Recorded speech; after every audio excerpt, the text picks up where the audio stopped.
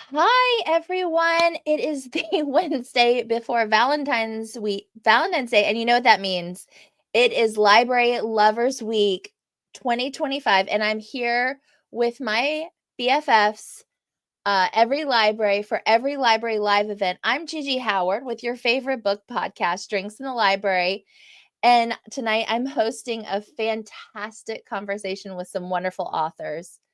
As you know, every library is the National Political Action Committee for libraries. They provide pro bono support to libraries that are facing censorship and funding challenges. They fight every day to ensure that libraries are open and free from censorship. Also, my podcast, Drinks in the Library, airs every Tuesday across all podcasting platforms. Every week, I interview a guest about their favorite book and we pair it with a drink. All right. Before we bring out our guest tonight, I want to ask you all to support every library during this Library Lovers Week event by making a donation today. And when you do, look at this. Look at these stickers. Aren't they so cute? You will get a library sticker of your choice so you can continue to share the love. Think about this. It can be on your laptop, your Stanley Cup. Oh my goodness. Head over to libraryloversweek.org to start a monthly donation, just as little as $3 to get your sticker and support libraries. All right, so let's bring out our guests who are both Kensington book authors. Love that. My first one. Hi, Rochelle. Rochelle, hi. Rochelle Alers is the legendary author of over 80 books, 80 novels, takes us on an epic journey with her newest masterpiece, Home and Away, spanning generations and uncovering the rich history of Negro Baseball Leagues. This powerful story follows journalist Harper Fleming as she uncovers family secrets and discovers her own strength. With nearly 2 million books in print, Rochelle's stories always hit it out of the park. Love that. And hi, also Kemper tonight. Also, Kemper and Rochelle, y'all both have amazing names. I just need to point that out. But Kemper Donovan is a US Today bestselling author and host of the All About Agatha podcast. Sounds sneaky and mysterious. Delivers a laugh out loud, edge of your seat mystery with their latest novel, Loose Lips, set on a wild literary cruise filled with rivalries, romance, and of course, murder. This second book in his Ghostwriter Mystery series, after the first book, which was Busybody, and it will keep you guessing and grinning until the very last twist. So thanks, y'all, with joining us tonight for this Library Lovers Week event. I can't wait to talk to you both. Rochelle, I'm going to turn it to you first. I mean, you have had such a prolific career with your writing and specifically like romance writing. And I want to talk about that, but I think first we want to talk about your latest book, which is Home and Away. What is this story about? Well, truly, it's about baseball. I'm such a baseball fan that I'm even wearing my Mets shirt today. Yes. Okay. Football's over, so it's on to baseball. But I grew up in a family that loved baseball, and even though I didn't understand it, I recognized the names, and my aunts would take me to the ball games. I didn't know what was going on, but after a while, it just kind of sunk in. So, I grew up in Manhattan when in Manhattan when we had the Brooklyn Dodgers, the New York Giants, and the New York Yankees. And because Jackie Robinson was the first Black player in the major leagues, of course, we became Dodger fans. Even though I lived in Manhattan, I wasn't going to be a Giants fan, and we hated the Yankees. So I know one time my aunt took me to Ebbets Field, and I couldn't remember how we got there. I know we took a long train ride, and then that's when the trolleys were running. So how far back that was. Oh my I goodness. just didn't understand anything about the game, but she came up from Florida and she had to go see the Dodgers. And it was just years later that after the Dodgers left, then, of course, I had to become a Mets fan. Ugh, Okay, so it's been Mets from 1962 today, but okay. never the Yankees. I go to Yankee Stadium to see the Yankees play the Red Sox, just to boo the Red Sox. But I was never a Yankee fan. Yeah. Oh my gosh, you're like giving us an education in like all who is against who and the history Yes. of it all. And so Crosstown rivals. yes, Yeah. that I mean that is truly amazing. And then going into like the story a little bit, and is Jackie Robinson and the history that kind of inspired a little bit with this story, maybe? Well, you know what? I had an aunt who was a school teacher, and she had invited Jackie Robinson to see her kids in her class. I think they were like first or second graders, Wow. and she had taken photographs. So when I was older, she showed me the photographs of Jackie Robinson visiting her classroom. That's So, I so mean, and then it was many, many years later that I saw Jackie Robinson in person. And I was working for a magazine, and he came into the building on South Park Avenue, and he was limping. I noticed he was limping, but he was so gorgeous in person. And then someone told me that he had had diabetes and it had affected his, I think, his feet or his toes. So I mean, he was just truly larger than life. But he sparked baseball, and the thing is, kept telling myself, one of these days I've got to write a book about baseball. I Mhm. stopped it before Jackie integrated the major leagues because I wanted to do the history of the Negro Leagues, and those players were better than the white players in the Okay. major leagues. Because even just recently, Josh Gibson's stats surpassed Ty Cobb, so he's on the top. Wow. They finally recognized him, his stats, and he's on the top. And I said, That's very good. awesome. Yeah. That's awesome. Well, I mean, that's kudos to you for bringing that story and then your personal, your personal story with it as well and all that history. And then going into your career a little bit, you do write a lot of romance, and I kind of wanted to touch on that. It is close to Valentine's Day, so we're staying on Yeah. brand a little bit. What is it that you love about writing romance novels? The fact that I know it's going to end happily ever after. I mean, Mhm. it's kind of formulaic, but it's going from point A to point B, the interaction between the characters, the conflicts that they have to deal with and overcome. But I've written more than 100 titles, so that's an old biography. But it's just that I love reading. I love reading romance, and I love writing romance. And then when I have to do women's fiction, there's always a romantic element, because if you look at even science fiction, westerns, mysteries, there's Mhm. still an element of romance in it. I mean, you look at James Bond, still there's some, Mhm. okay, even with the men's adventure and some of the legal thrillers, there's still a kernel of romance. Uh-huh. So I mean, it's kind of what keeps us all going, right? If we're really being honest. keeps the world going. And you were talking about like you read romance. Like, who are some of the authors that you love or you look up to for inspiration? Well, to be honest, I don't read as much as I used to. Before I became a romance writer, I read, I mean, every day, all day, and a lot of the writers now, they're not writing now. Some of the older ones. Mhm. So some of them have passed away, but Mhm. um, I really don't have. If I'm going to look at it today, like in the last 5 to 10 years, I don't have a favorite.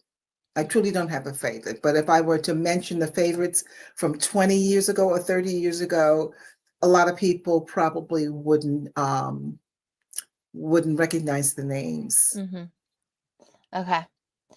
Well, And that I think that also going into like you have had an amazing career. I told someone today that I was interviewing you and they were like, "Oh, I know, really?" Like they were just like they were impressed by me for talking to you. So kudos to that. And I just, going back in the beginning of your career, what would you say to that person when you first got started with writing? I've had a lot of people ask me, Mhm. they want to write romance. And I always tell them, you must read in the genre in which you wish to write. You Mhm. read the good books and you read some of the ones that are not so good. But you know what? You have to keep reading because it's like music. There's a certain rhythm. Mhm. You know, couples meet in the beginning and then, there's usually a little conflict and then they kind of work that out. And then there's another Mhm. conflict that'll keep them apart. And then, then there's the happily ever after. I Yeah. mean, if I'm going to talk about, um, writers that I really like today, I would have to say Jackie Thomas. I love Jackie because Jackie will write um, like for teenagers. She will write Christian fiction. She will write mysteries. She will write, just plain straight romance. I really like Jackie Thomas. I'm not going to mention too many of the others because then it becomes like a conflict. Mhm. Um, but I think I read almost between 200 and 500 romances before I decided I wanted to become a romance writer. Wow. Because I was published for the first time in 1988. So that's a long time ago. Uh, Okay. But I've for about 5 years I've read nothing but romance, the Harlequins, mhm. the silhouettes, the historicals. Mhm. And after a while I said, I love this so much, let me try it. Yeah. Not realizing how difficult it is. But Mhm. I'm very blessed to have had wonderful editors I love that. who have made me a better writer. Mhm. I mean, even to this day, I've heard writers who say, I don't get edited. I said, oh, please, please edit me because whatever you tell me to fix and I'm able to work it, that carries over to the next one. Mhm. So, but the thing is, I don't think I'm going to run out of ideas Mhm. because I've got a very active imagination when it comes to creativity. Yeah. I'm just not writing as many books. There was one time I would have like 4 or 5 in a year. Now I have 3, and that's enough because I do want to read. Mhm. I have so many like books on my tablet. I do want to sit down because that's truly my hobby is reading. Mhm. And I mean, that's what got you started. And now and like talking about those beats that you were saying. So, I mean, that's amazing advice. So, and thank you so much for sharing all of that. I do want to take some time to turn it over to Kemper at this point. We're going to be talking about, well, I guess, talking about so many things, but I do want to talk about Loose Lips first, which is the second in the Ghostwriter Mystery series, correct? That's right. Yes. So Okay. the busybody is the first, and I like alliteration, and loose lips is the follow up. Oh, yeah. So what is happening exactly on this? It sounds like we're on a cruise and there's probably some classic Christie-esque Yes. characters. Don't. Yes. So you mentioned that I'm the host of a podcast called All Yes. About Agatha, which is indeed about Agatha Christie. She is the Mhm. Agatha in the title, the Queen of Crime. I'm unhealthily obsessed with Agatha Christie. I mean, I just have an obsession with her, and I have since I was a child, and I've never gone off Christie. And about 8 years ago, I decided to finally do something about it, and I started this podcast with a really good friend of mine named Catherine Brobeck. We started it together, and we actually decided to rank all of Christie's 66 novels, and we had different categories. We were like subdividing, plot mechanics and plot credibility and series long characters, book specific characters, plot setting, all of this stuff. So we went really hardcore nerdy on it. And we've since completed the ranking project. I do have to say, tragically, my co-host passed away 3 years ago. So I'm I so am now sorry. continuing. Thank you. I'm continuing on with All About Agatha on my own. So it's a little bit of a different project. It really started as a shared joy kind of a thing, a joint venture. And now, I mean, the beautiful thing about it is that we built up a community of Christie loving and mystery loving people who all got to know Catherine as well. And I feel like now I can share that joy as a solo host with all of them. So I really have every intention of continuing to do that. And yeah, I'm able to funnel some of that into these books, which are written very much in homage to Christie. So they're solvable puzzle mysteries or fair play mysteries, whodunits, detective fiction novels, whatever you want to call them, in that very classic Christie sort of a way. Yeah. And I think also similar, like I talked to Rochelle about romance, but like talking to you about sort of the Christie-esque. I mean, what's the actual term for that type of mystery? But like, what kind of pulls you into that story? Did you read this as a child and were hit by lightning at the same time, and you're like, this is for me?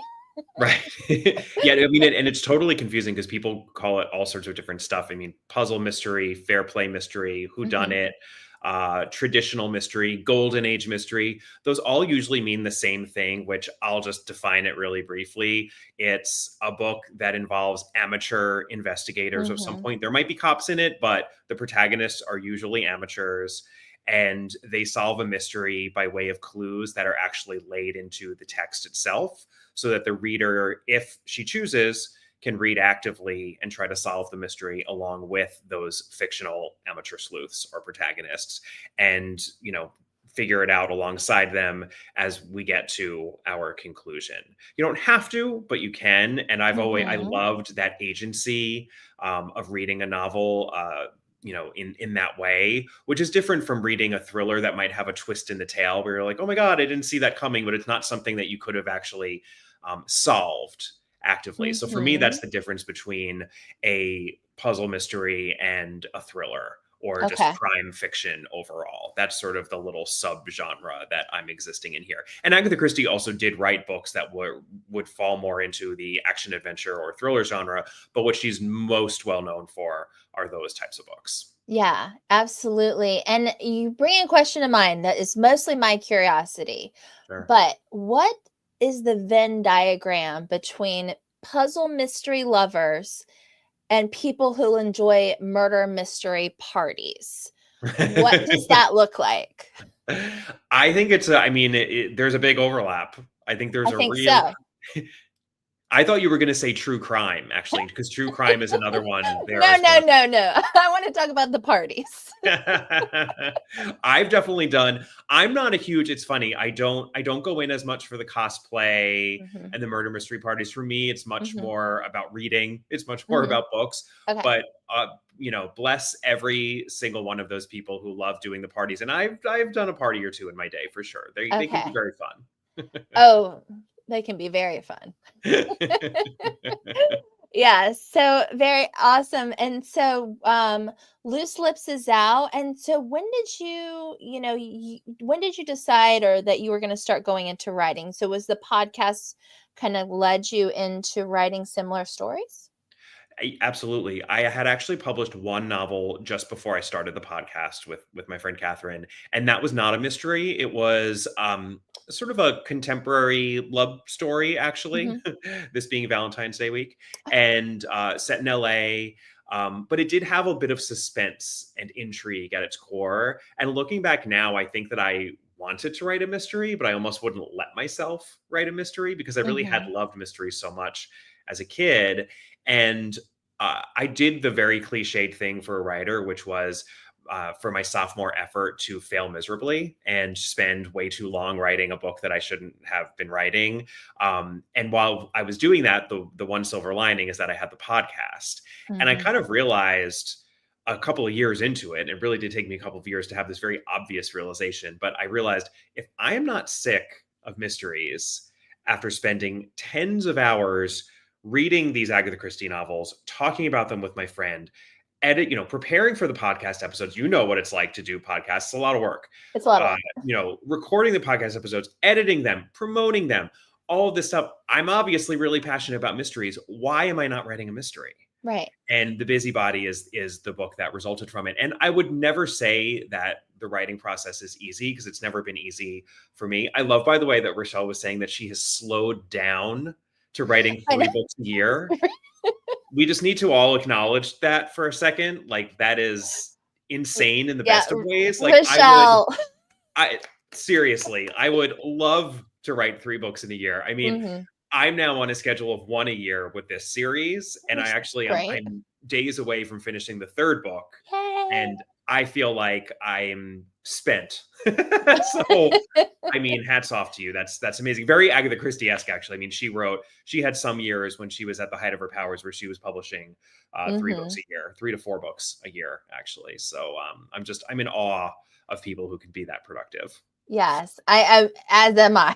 And kind of a similar question that I asked like Rochelle is like, you were talking to your about, I mean, you kind of answered it, but talking about like, you know, your sophomore, like writing that book and like, what would you say to yourself at that moment, looking back on it?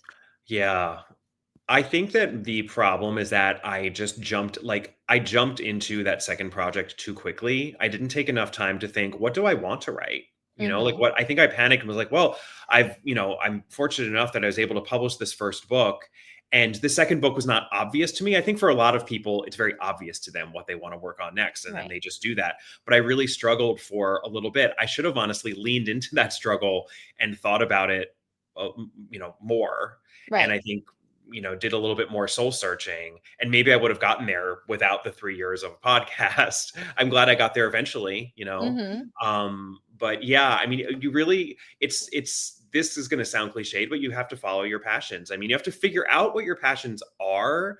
I always knew that I loved reading, and there are lots of other genres that I love reading, of course, but I think tapping into the mystery thing for me was really eye-opening. And that's something that I didn't really do until the podcast. And then it really made sense. It's okay, I think that I should be writing these. And from the moment that I started writing The Busybody, it felt different. It just felt so different from that second book that I, had never really clicked with. And I could just tell, okay, this is what I'm supposed to be writing. Yeah. And that was a wonderful feeling. Yeah.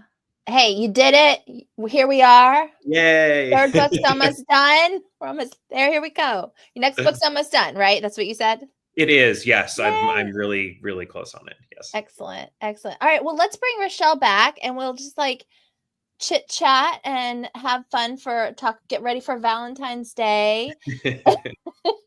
I've recently been turned on to Agatha Christie. Because PBS, they did a whole thing on her.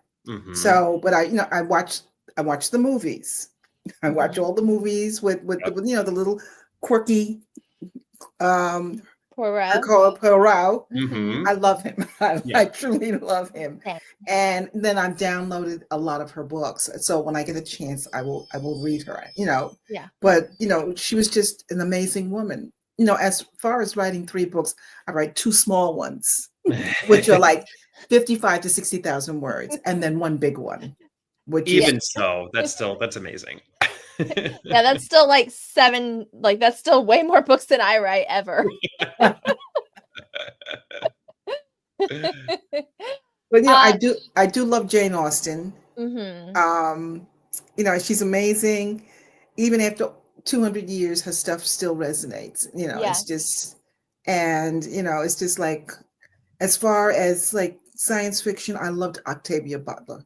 I thought she was phenomenal. I'm not too fond of the shapeshifters, but her futuristic. If you ever read her Parable of the Sowers and her Clay's Ark, it's like what's going on now. With the weather and the environment.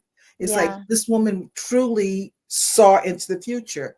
So, and then, there was a time when I read all of the Ian Flemings before I even saw the movies, because I'm not much of a moviegoer. I don't go to the theater. I will stream, on television, but, I never really like to go and sit in the theater. But when I started reading all of his books and I went to see the movies, they were so much like the books that I just loved them. So, when you can get a writer you can read a book and then they adapt it for the screen. It's like either they hit it or they don't. Like with Mario Puzo's The Godfather, hit They it. hit it. Yeah. Every point, hit it. Mhm. Grisham, I find they lose it. For some Yeah. reason, his movies don't resonate with me, but I love his books. Yeah. So, it's neither here nor there, but it's your imagination is what my mind puts into that particular book. And then I said, they should have included that in the movie, but still, it depends on who's writing the script. Because a lot of people say, why don't you write? I cannot write a script. Yeah. I went to a script writers conference on Cape Cod for a whole week, and I came home and I still couldn't write a script. So I leave that for the experts. I can write a novel, but I cannot write a script. And I leave it at that. Yeah. Well, and like thinking about writing in general for both of y'all, like what do you think are like some of the challenges that authors are facing right now? That you're seeing out in the field, or things that we could do better to support you? Well, you know what? I've been writing for more than 30 years. And what I find out now, if I had to start now, it would be a lot more difficult because if I'm going to write romance, there aren't as many houses publishing romances anymore. There was a time when everybody was like, Oprah says, you get them, you get one. Writers, there were houses, they were just carving out little niche just for romance, and then all of a sudden it kind of ballooned and they took the air out of it. So then writers nowadays have a lot more advantages because they can self-publish. There's that and option. That was something that wasn't available when I started writing. Yeah. So it's very different. And then when I first started writing, publishers would do all the marketing for you. But now we have social media, so we have to do our own marketing. So it's very different, but it's very good for self-published writers because they can have a podcast, they can do all sorts of things to really get their work out there. Yeah. Kemper, what do you think? I mean, it's funny, and you mentioned social media too. I mean, my first book came out in 2016, so that's 8 to 9 years almost ago, and I feel like it was at a slightly different time in terms of social media, because I think even the social media now has gotten very fractured. It's not as I don't want to say it's not as powerful, because it is. I mean, it's always going to be a powerful part of how we communicate, but like it's changing. And I think authors are struggling to figure out how to use it, but that's just a subset of humans struggling to figure out how to use social media in the best way. So I've found that I don't necessarily think it's even a bad thing, because I remember when my first book came out, it was a little bit like, okay, well, you have to get on Twitter and this is what you have to do. And there are and I don't see that certainty anymore. I think everyone's a little bit like, I don't even know what's happening right now. So go with God, try to figure it out, do your best. We'll do our best as well. Right. And I think, at good houses, such as, we're both at Kensington, I think they really work with you and, try to figure out, okay, well, what's the best strategy for marketing the book and getting out there and actually connecting with readers. And I think you have to be creative like that now, in a way that even 10 years ago, we thought we had figured out, like, okay, this is the age of the internet now. And that hasn't really happened. And I'm not saying that I feel comfortable, but I actually almost in a way feel hopeful, because it's like, okay, well, who knows, what the next 10 years are going to bring. Maybe there'll be more in person, because people will just have completely rebelled against, the whole social media of it all. It's just, it's all in flux. And I kind of like that. Yeah. I 100%. I mean, yeah, I feel exactly what both of y'all are saying. We're entering like a new era and we'll see what it looks like. Yeah. I guess. Yeah, exactly. All right. Well, Y'all, it has been such a pleasure being with both of y'all tonight. And thank you again to Kensington for bringing us together. It's been a wonderful conversation. I want to thank both of you for sharing about your writing and your connection with libraries and with books. And I know you share that connection and love of libraries too. Everyone, please help help libraries in crisis around the country by becoming a donor today. There's your link right there, libraryloversweek.org. There are your adorable stickers. I mean, a possum on your laptop. I cannot stop.